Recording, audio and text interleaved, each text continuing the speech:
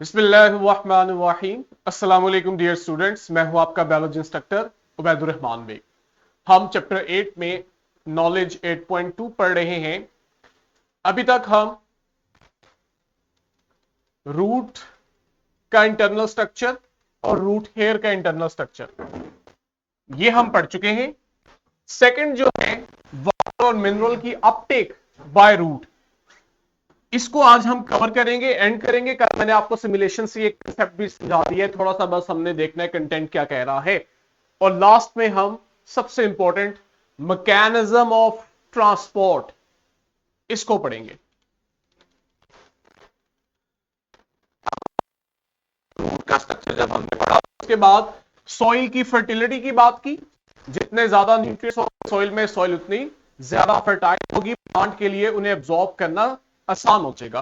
फिर उसके बाद हर मिनरल की अलग अलग एब्जॉर्प्शन की भी बात की, जिसमें हमने कहा कि सॉइल में इसकी कंसंट्रेशन कितनी है, सेल मेम्ब्रेन के क्रॉस कितना इजीली गुजर जाता है, और इसकी जो एब्जॉर्प्शन है वो एक्टिव है या पैसिव है। इन चीजों पे डिपेंड करता है कि इंडिविजुअल मिनरल कितना एब्जॉर्ब होगा। अब फिर मैंने आपको बताया था कि मिनरल की एब्जॉर्प्शन है ये आपके पास दो तरह से हो रही है, पैसिव एंड एक्टिव। कल हमने इसकी सिमुलेशन देखी। पैसिव में क्या होता है, अक्रॉस द कंसंट्रेशन ग्रेडियंट। इसका मतलब होता है हाई कंसंट्रेशन से लो कंसंट्रेशन की तरफ मूवमेंट, यहां हमें एनर्जी की जरूरत नहीं पड़ती। दूसरा आपके पास था एक्टिव, जहां आप देखते हो लो से हाई कंसंट्रेशन की तरफ मूवमेंट होती है, यहां हमें एनर्जी की जरूरत पड़ती है जो कि एटीपी प्रोवाइड करता है। अब जो सिंपल डिफ्यूजन है ना, उसमें बाज़ औक़ात हम देखते हैं कि जिस सब्सटेंस को एब्जॉर्ब किया जा रहा होता है वो डायरेक्ट लिपिड बायलेयर से गुजर नहीं पाता। फिर आप देखते हो कि लिपिड बायलेयर के अंदर जो प्रोटीन्स होती हैं उनके थ्रू उसे डिफ्यूज करवाया जाता है। ऐसी डिफ्यूजन जिसमें आप प्रोटीन से हेल्प लेते हो, सेल मेम्ब्रेन की प्रोटीन्स जो है वो डिफ्यूजन करवा रही होती है उस सब्सटेंस की, उसे फिर आप कहते हो फैसिलिटेटेड डिफ्यूजन।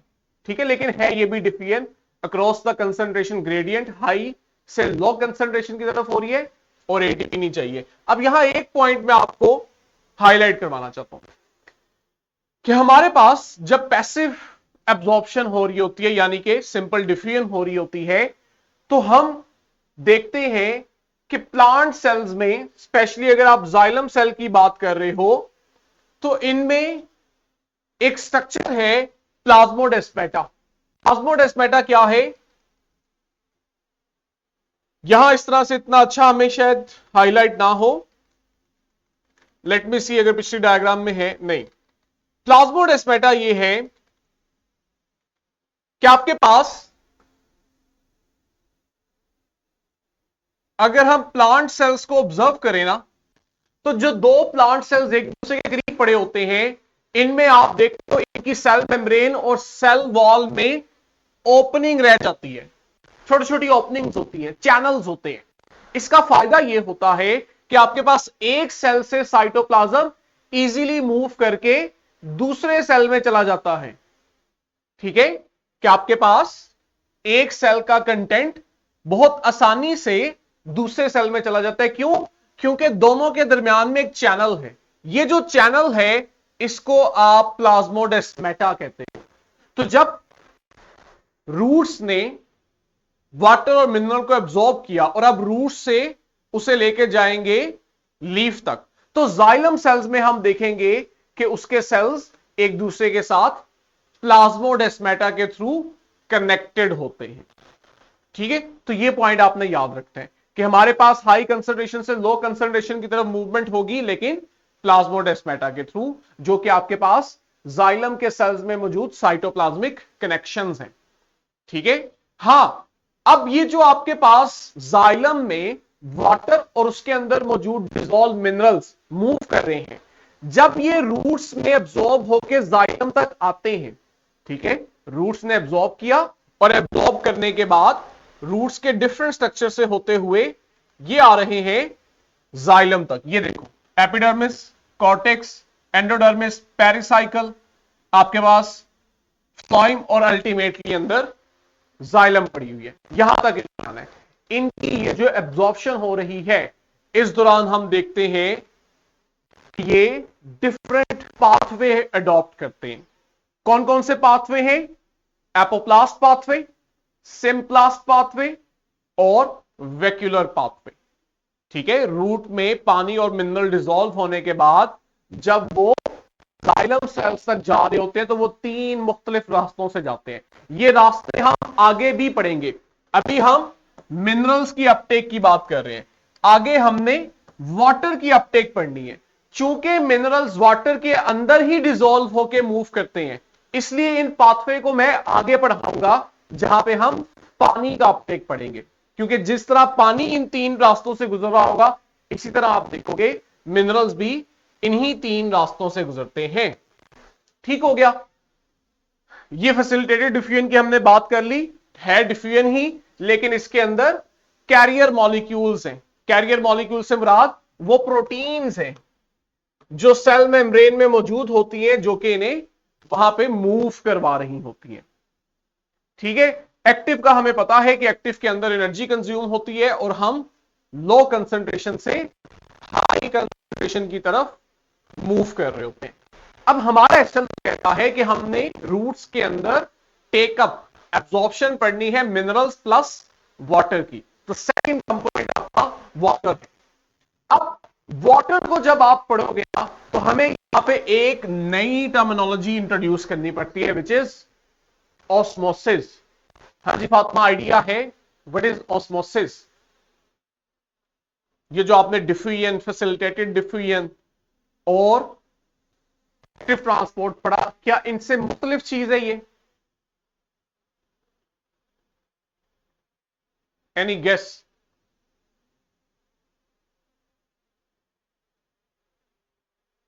हाँ जी, मेरी वॉइस आ रही है आप लोगों को? आफिया को आइडिया है? हाँ जी बोले, माइक अनम्यूट किया तो बोले भी। जी फातिमा?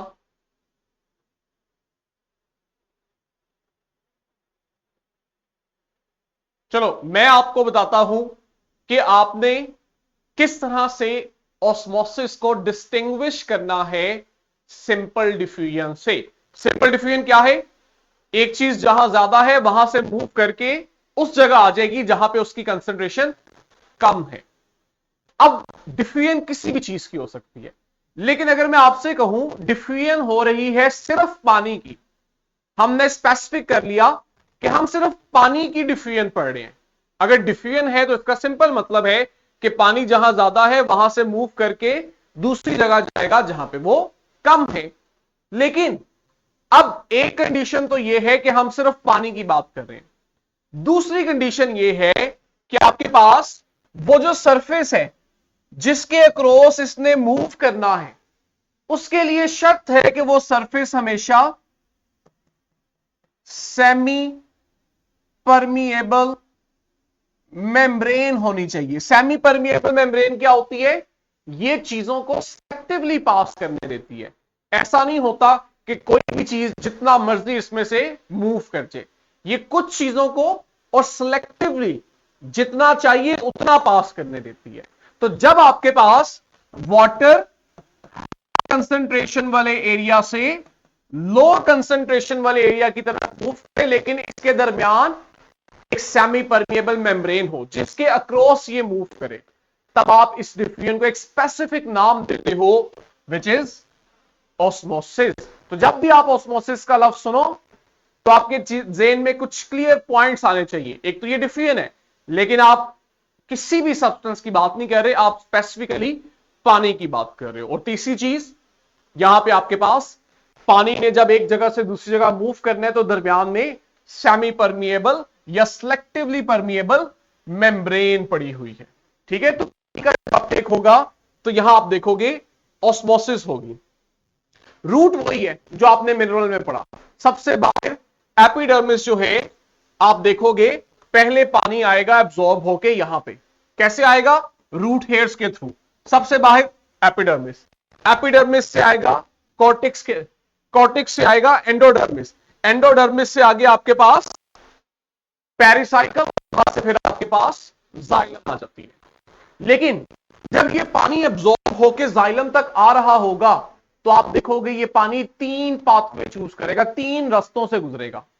और यही वो पाथवेज हैं जो मिनरल की अब्जॉर्प्शन के दौरान भी फॉलो होते हैं, जिन्हें आपने एपोप्लास्ट, सिम्प्लास्ट और वेक्यूलर पाथवे का नाम दिया। ठीक है, इनको जरा मैं आपको डिफाइन करता हूं, फिर हम सिमुलेशन भी देखेंगे। अब मैं स्पेसिफिकली यहां पानी की बात कर रहा हूं, लेकिन अगर आपको पानी वाला समझ आ गया कंसेप्ट, तो ऑब्वियस सी बात है आप मिनरल के लिए भी यही चीज अप्लाई कर दोगे। अब एक चीज जो मैंने लास्ट टाइम नहीं बताई, इस वक्त मैं आपको इंट्रोड्यूस करवाना चाहता हूं। हमारे पास रूट सेल्स में ना, जब आप एंडोडर्मिस में आते हो, ठीक है, तो एंडोडर्मिस के अंदर एक स्ट्रक्चर होता है जिसे हम नाम देते हैं कैस्पेरियन बैंड। ये कैस्पेरियन बैंड जो है, ये असल में एंडोडर्मिस में सेल वॉल एक बैंड मौजूद होता है। ठीक है, अभी मैंने आप प्लाज्मोडेस्माटा का, प्लाज्मोडेस्माटा में क्या था, 2 सेल्स हैं रूट्स के, और हमने देखा कि इनके दरमियान साइटोप्लाज्मिक कनेक्शन है। ये जो कनेक्शन है, चैनल है, ये प्लाज्मोडेस्माटा है। जब आप रूट सेल्स को डिटेल में देखते हो ना, तो आपको मालूम होता है कि आपके पास रूट सेल्स में जो बाहर की तरफ सेल वॉल है और अंदर की तरफ सेल मेम्ब्रेन है, इन दोनों में गैप, स्पेस होती है। अब ये जो सेल मेम्ब्रेन और सेल वॉल के दरमियान में स्पेस है ना, ये आपको एपिडर्मिस के तमाम सेल्स में मिलती है। फिर आप अंदर कॉर्टेक्स में आते हो, वहां भी होती है। लेकिन जब आप एंडोडर्मिस में आते हो ना, तो एंडोडर्मिस में हम देखते हैं कि हमारे पास सेल मेम्ब्रेन और सेल वॉल के दरमियान एक बैंड आ जाता है। ये जो बैंड होता है, ये गैप को, स्पेस को फिल करते हैं। ये देखो, अब पानी जब एब्जॉर्ब होता है ना, तो पानी एब्जॉर्प्शन के दौरान इस एक रास्ते से भी गुजर रहा होता है, यानी वो सेल के अंदर एंटर नहीं होता, वो सेल मेम्ब्रेन और सेल वॉल के दरमियान में जो स्पेस है ना, यहां से मूव कर रहा होता है। अब एपिडर्मिस में ये स्पेस होती है, सेल इजीली यहां से गुजर जाता है। आगे कॉर्टेक्स के सेल में भी ये स्पेस होती है, सेल वहां से भी गुजर जाता है। लेकिन जब वो एंडोडर्मिस में आता है ना, तो यहां आप देखते हो सेल मेम्ब्रेन और सेल वॉल के दरमियान में एक बैंड है, जिसे आप कैस्पेरियन बैंड कह रहे हो या कैस्पेरियन स्ट्रिप कहते हो। ये इस पाथवे को ब्लॉक कर देते हैं, जिस वजह से आप देखते हैं कि वाटर और मिनरल की अब्जॉर्प्शन के दौरान एक से ज्यादा पाथवे अडॉप्ट किए जाते हैं। अब आओ पहले पाथवे पे, एपोप्लास्ट पाथवे। एपोप्लास्ट पाथवे में वाटर की जो मूवमेंट होती है, ये जो एडजेसेंट सेल्स हैं, जो एक दूसरे के साथ करीब करीब पड़े हुए हैं, इनकी सेल वॉल से होते हुए इंटरसेलुलर स्पेसिस के थ्रू होती है। यानी आपके पास जो प्लांट सेल्स एक दूसरे के करीब पड़े होते हैं, इनमें फिर हम देखते हैं कि यहां पे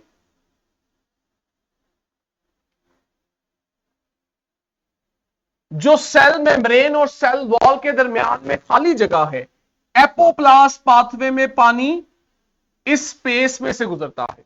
जब पानी प्लांट सेल्स की सेल वॉल के अंदर और सेल मेम्ब्रेन के बाहर मौजूद जो स्पेस है, उस रास्ते से गुजरे, तो आप इसको एपोप्लास्ट पाथवे कहते हो। लेकिन एपोप्लास्ट पाथवे जो है ना, ये एंडोडर्मिस तक होता है, वहां जाके ये खत्म हो जाता है।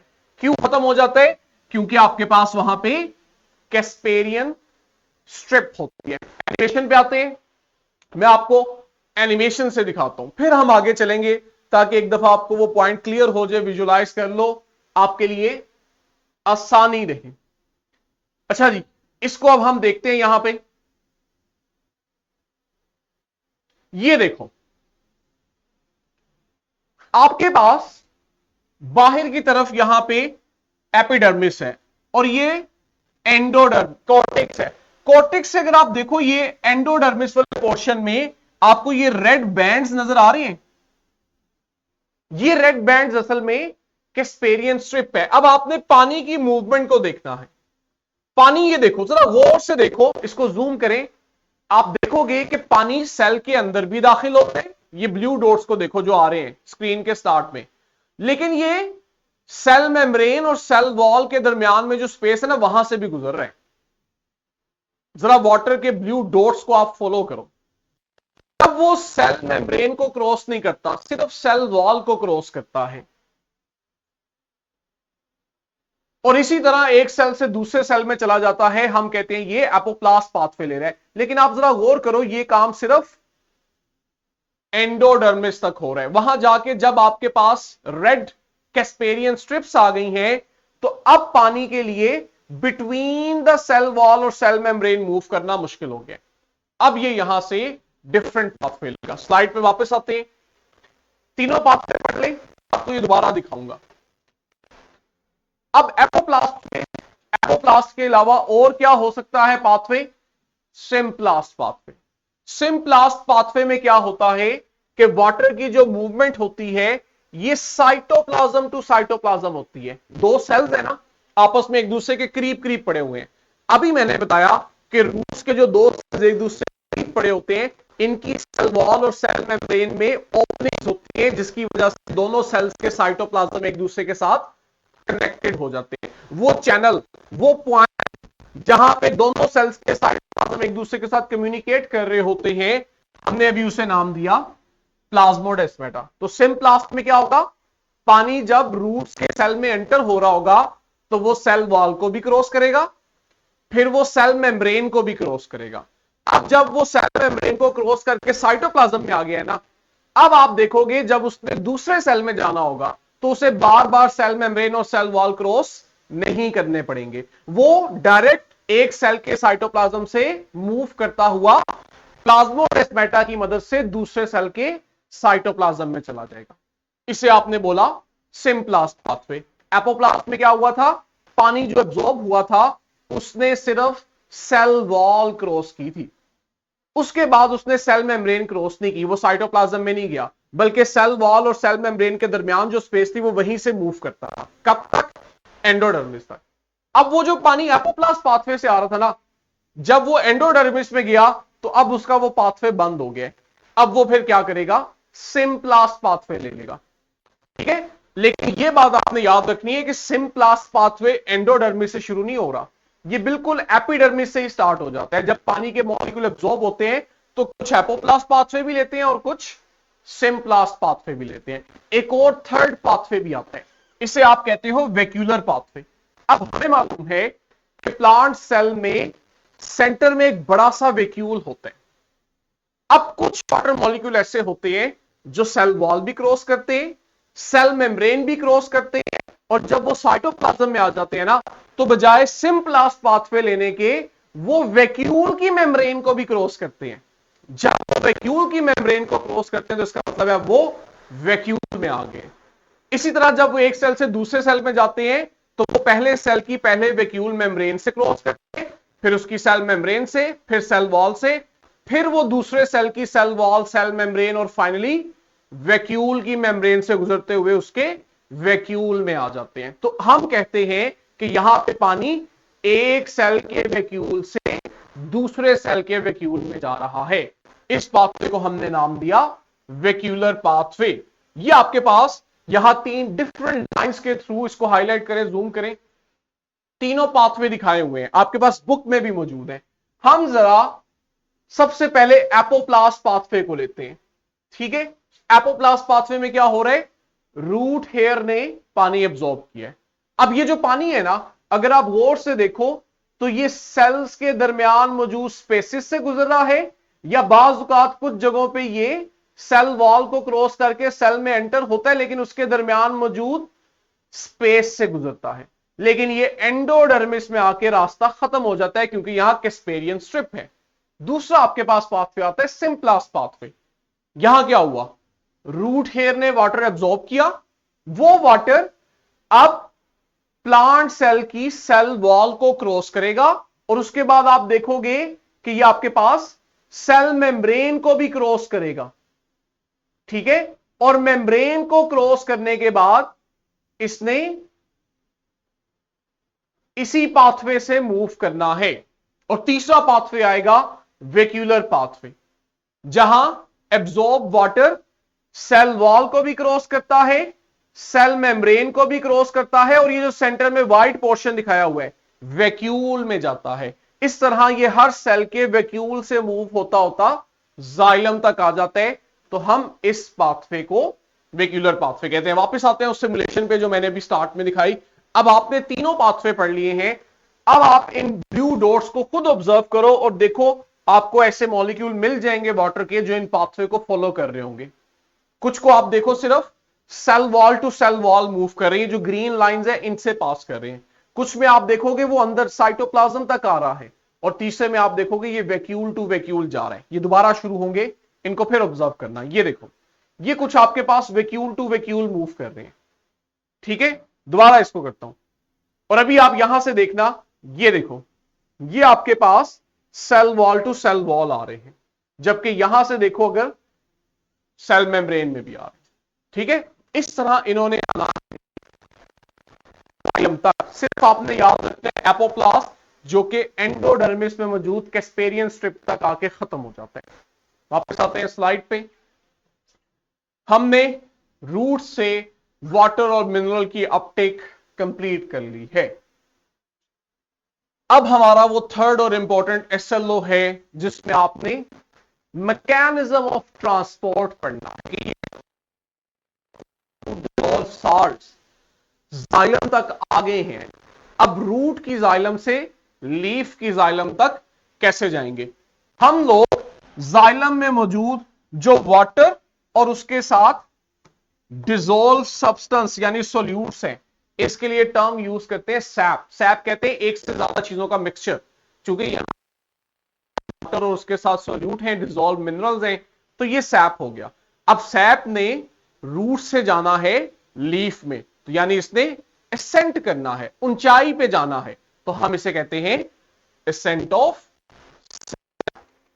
ठीक है, इसका मैकेनिज्म क्या है, तो काफी काम किया गया कि किस तरह रूट से पानी और मिनरल्स लीफ तक जाते हैं। बेसिकली अगर हम देखें जो हमें कंफ्यूजन थी वो ये थी कि ग्रेविटी को तो इन्हें नीचे खींचना चाहिए, ऐसा कैसे मुमकिन होता है कि ये अपवर्ड डायरेक्शन में जाते हैं। लीफ या प्लांट में ऐसी कौन सी फोर्स है जो इसे एंटी ग्रेविटी मूव करती है।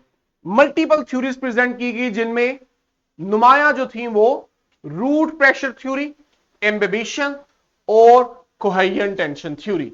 इन तीनों ने कुछ हद तक अपनी अपनी एक्सप्लेनेशन दी इस मैकेनिज्म की, लेकिन इनमें से जो ज्यादा एक्सेप्टेबल थ्योरी है, जो ज्यादा बेहतर इलैबोरेट करती है एसेंट ऑफ सैप को, वो है कोहेरिएंट टेंशन थ्योरी।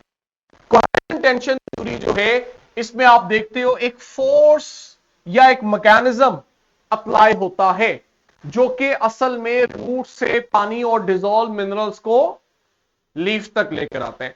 इस मैकेनिज्म को, इस पुलिंग फोर्स को आप ट्रांसपायरेशनल पुल कहते हो। और उस दौरान जब पानी ऊपर पुल हो रहा होता है, कौन कौन से फैक्टर्स, इंटरेक्शंस इन्वॉल्व होती हैं, उस बेस पे फिर हम थ्योरी को नाम देते हैं कोहेरिएंट टेंशन थ्योरी। इसलिए हम ये इकट्ठा लिखते हैं ट्रांसपायरेशनल पुल एंड कोहेरिएंट टेंशन थ्योरी, दोनों एट अ टाइम हो रहे हैं।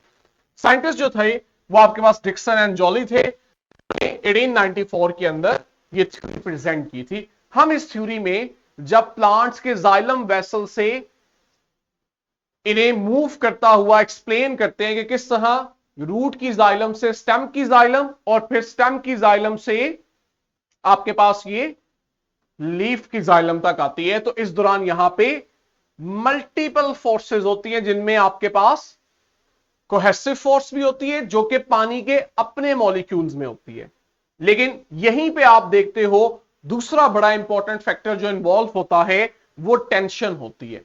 ये टेंशन कैसे जनरेट होती है, असल में लीफ जो है इनमें आप देखते हो मुसलसल ट्रांसपायरेशन हो रही होती है। ट्रांसपायरेशन क्या है, evaporation of water from leaves through stomata.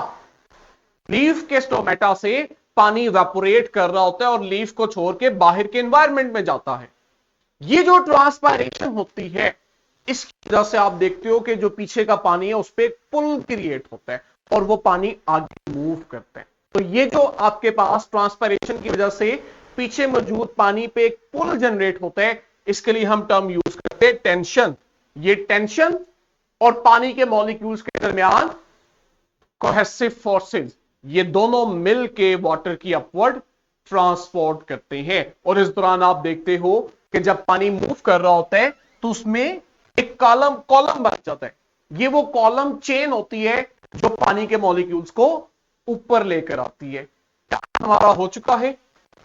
यहां हमने कल यही करना है, इसको अंडरस्टैंड करना है। लेकिन सारी बात जितना आपने बताया एनिमेशन पे है, मैं आपको एक नजर दिखाना चाहता हूं कि ये वाटर मॉलिक्यूल्स के दरमियान कोहेसिव फोर्सेस और दूसरी वाली, इसको एग्जिट करें, और